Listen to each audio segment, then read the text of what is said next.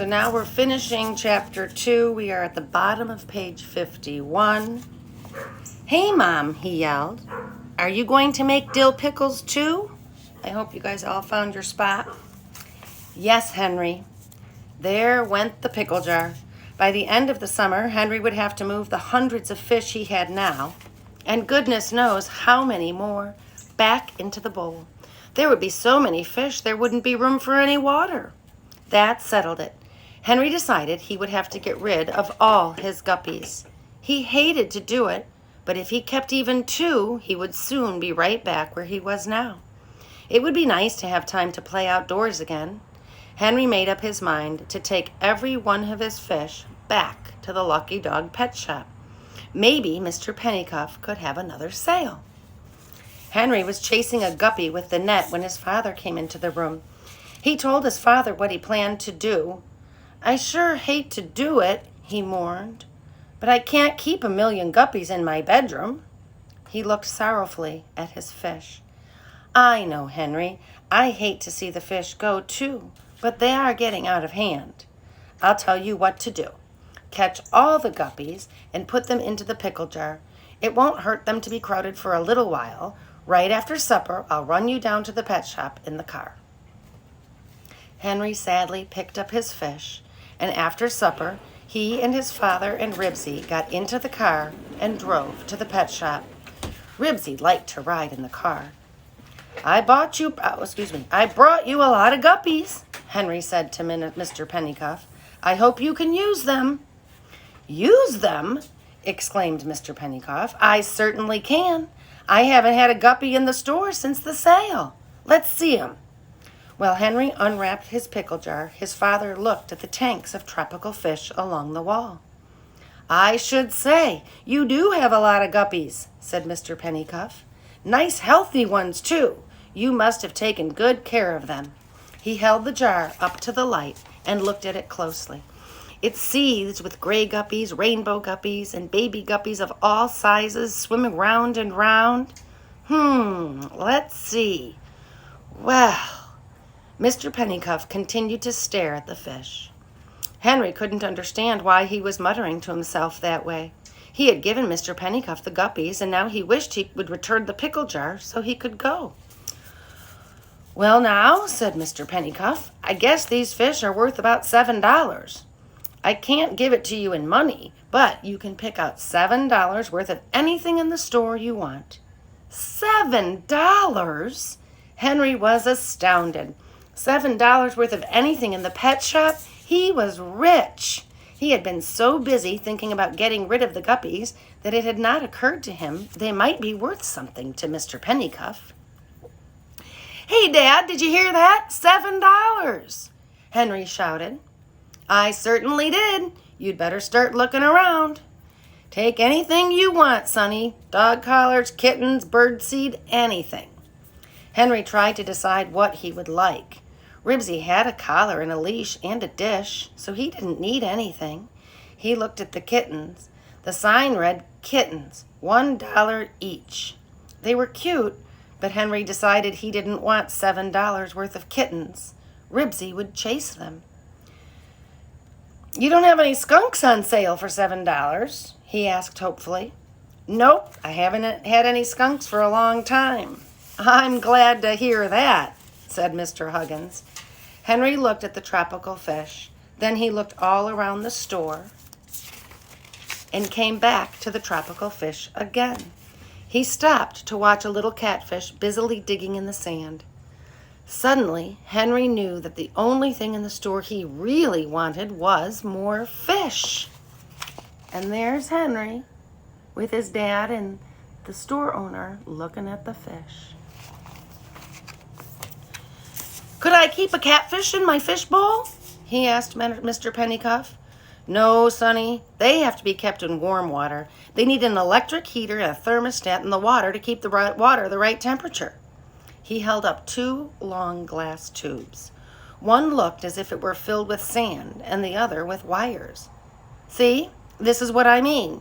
They fit into the corners of an aquarium like this and keep the water warm all the time. He fitted them into the corner of a little tank on a table. How much does that cost? The tank is $3 and the heater and thermostat come to $4. That makes $7. Henry was disappointed. I wouldn't have any money left for a catfish, and the only thing I really want is more fish. You know, Henry, I hoped you'd say that, answered his father. I hated to see those guppies go as much as you did. If you buy the tank and heater and thermostat, I'll buy the fish. Gee, Dad, that's swell. Let's get a little catfish. Then Henry thought of something. Do catfish have as many babies as guppies? He asked Mr. Pennycuff. Oh my, no.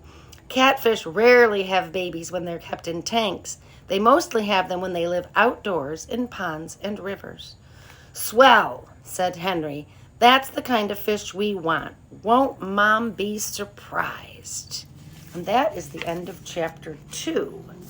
And I see here we have chapter 3, Henry and the Night Crawlers, coming next.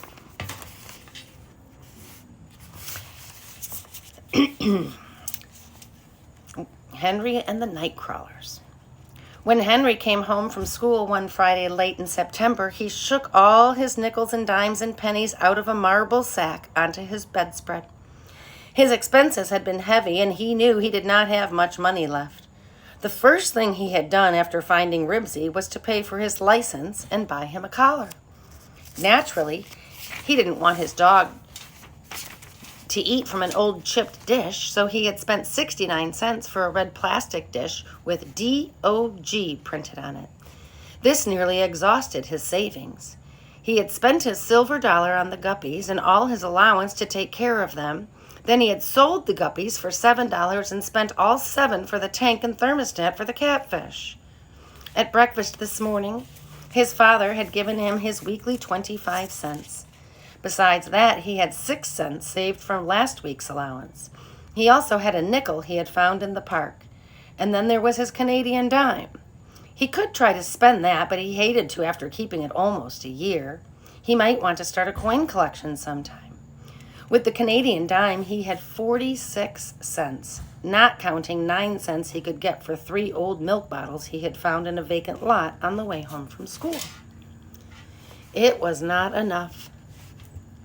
Henry needed $13.95 plus 41 cents for tax.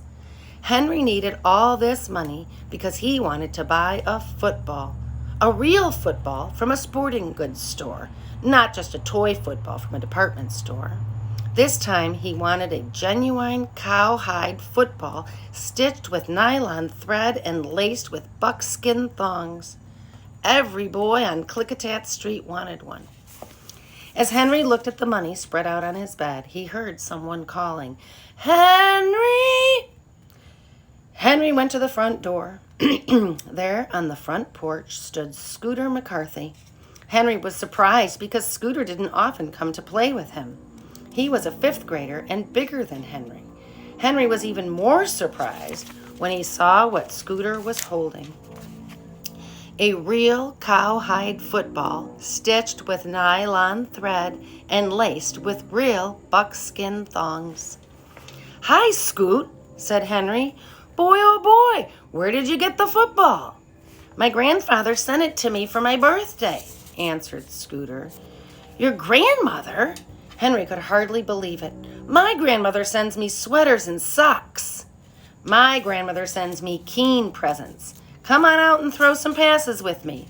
Scooter pounded the football with his fist. It made a drum-like sound. Henry could hardly wait to touch the leather. When the boys, followed by Ribsy, went out to the sidewalk, Scooter ran up the street away and threw the ball back to Henry. It hit some branches that overhung the sidewalk, but Henry caught it anyway. The ball felt just right. It was big and solid and smelled of new leather. Henry lovingly ran his hands over its surface before he sent it sailing back to Scooter. The ball hit that branch again. "I know what," said Scooter. "If I went on the other side of the street and we threw it back and forth across the street, we wouldn't hit the trees." He tucked the ball under his arm as if he were running 90 yards for a touchdown and sprinted across the street. Pow! The ball sailed into Henry's hands. It made a deep, hollow sound, just the kind of sound a good football should make. Henry sent it back across the street. Pow! Scooter caught it. Back and forth the ball flew until Henry's hands began to tingle from the smack of leather against them.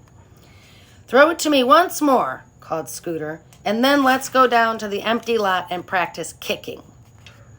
Henry wished he could carry the ball, but after all, it did belong to Scooter. He gripped it firmly and drew it back over his shoulder.